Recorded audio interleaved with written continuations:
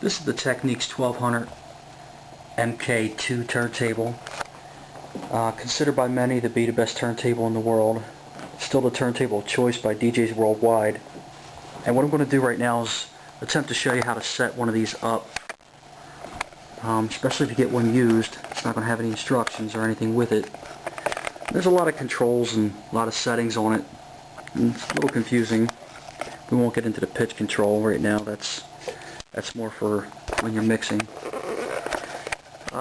Just the general setup. First of all, if you have a standard type head shell, this little collar here is how you take it out. You'll want to set what's called the overhang. And if you get one of these new, it'll have the overhang tool, or if you don't, it probably won't. You might want to obtain one, or do what I do and use what's called a Concord needle cartridge. I'll show you that in a second. Now if you have the overhang tool, it will slide over this collar here. This pin will go into the slot of the overhang tool, and when you have the overhang tool installed properly, there'll be a little plastic finger that hangs over the top. This doesn't have a needle on it, but if it did, you'd see the needle sticking out. And what you want to do is you'll loosen these two screws, and that allows you to slide the cartridge forward and aft.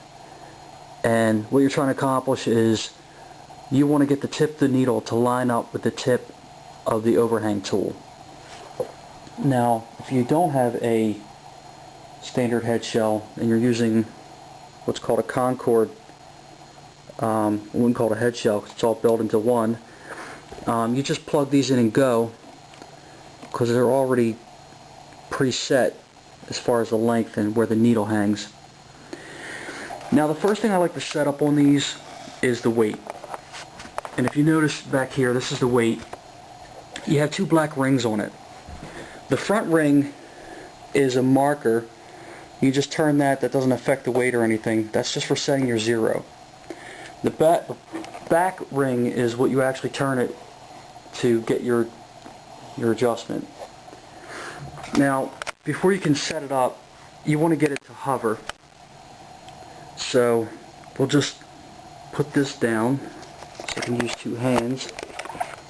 Show you how I do this.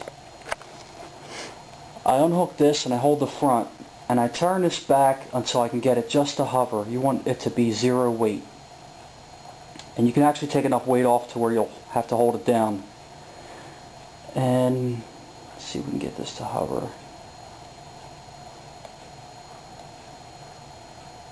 There we go, we're getting close. That's hovering right there. And when it's hovering, it's not going up in the air or anything, but it's not, the weight isn't on the holder. It's just kind of hanging in the air right there.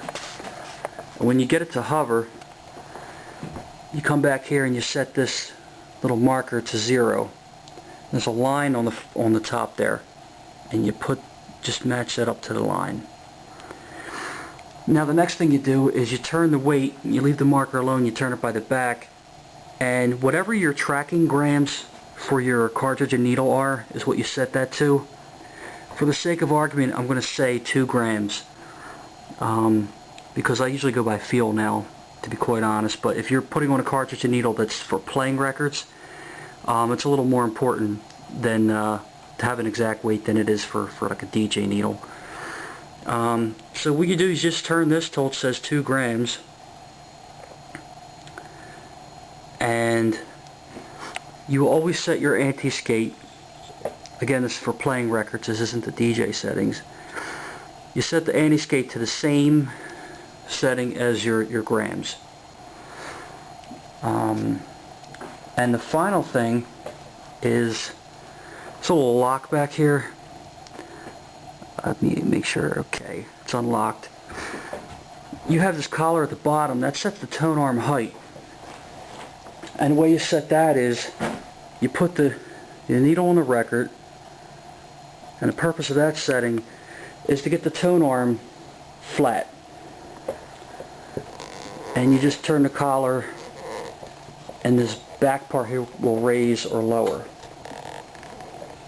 Now this is already pretty flat setting already. for this setup. And the main reason why this is adjustable and why you might have to adjust it is because you have different types of slip mats on here. You might use a thick rubber mat, you might use a thin little slip mat for DJing or whatever. So you have an adjustment here so you can always get the tone arm flat depending on what setup you have. And once you have those things on, all those settings set up, you always want to keep that locked. You don't want to mess up your needle. Just double check over everything and you're all set. Now that's good. That's a good setup for playing records, have it set exactly like that. But if you're going to DJ, you have this little weight back here. You can actually take this weight off and it will allow you to get more weight onto the front. And if you're like me, you do it by feel. I always have those off when I'm DJing.